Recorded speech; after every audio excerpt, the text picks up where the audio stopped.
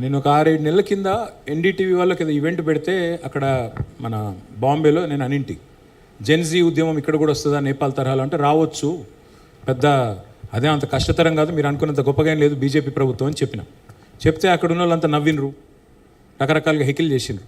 కానీ వాళ్ళు చూడండి ఏమవుతుంది, కాక్రోచ్ జనతా పార్టీ అని పెట్టి ఒక మాట సిజేఐ గారు ఏదో అంటే ఆ మాట మీదకి వెళ్ళి ఒక పార్టీ పెడితే, సరే ఆన్లైనే కావచ్చు, అది ఆఫ్లైన్ లేకపోవచ్చు, కానీ దానికి ఇప్పుడు 14 మిలియన్ ఫాలోవర్లు, భారతీయ జనతా పార్టీ కంటే ఎక్కువ ఫాలోయింగ్ ఉంది ఇప్పుడు దానికి సోషల్ మీడియాలో.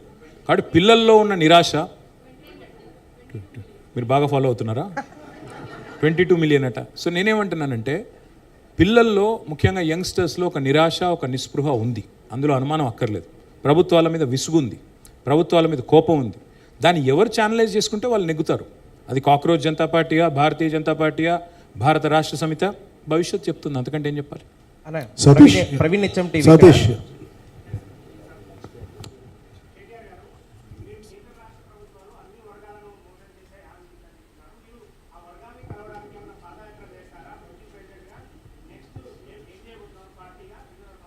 మీకు క్వశ్చన్లు అయిపోయినట్టున్నాయి, అందుకే నేను లాస్ట్ టైం చెప్పాను బ్రదర్, మళ్ళీ చెప్తున్నాను. నెక్స్ట్ ఇయర్ చేస్తాను పాదయాత్ర. ఈ లోపల కొద్దిగా ఫిట్ అయిదామని చూస్తున్నా సతీష్ నీలాగా. ఫిట్ అయ్యి నెక్స్ట్ ఇయర్ పాదయాత్ర స్టార్ట్ చేస్తాను. నెక్స్ట్ ఇయర్ ఎప్పుడు అనేది పార్టీ నిర్ణయిస్తుంది. బట్ 2027లో డెఫినెట్గా పాదయాత్ర చేస్తాను. ఎక్కడి నుంచి ఎక్కడికి, ఎప్పుడు ఏ టైమ్స్ చేయాలి, ఇవన్నీ కూడా పార్టీలో మిగతా పెద్దలందరితో కూడా మాట్లాడి డిసిషన్ తీసుకుంటాం. Thank you.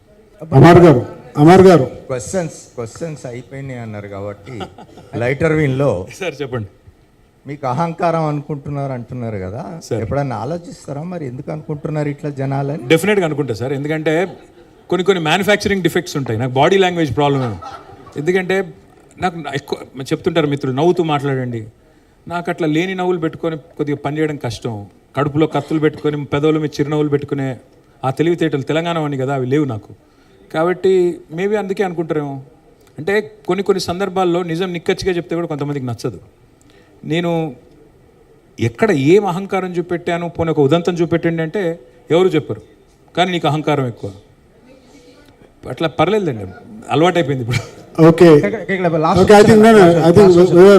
సార్ అయిపోయింది, చాలా క్వశ్చన్లు అయిపోయింది.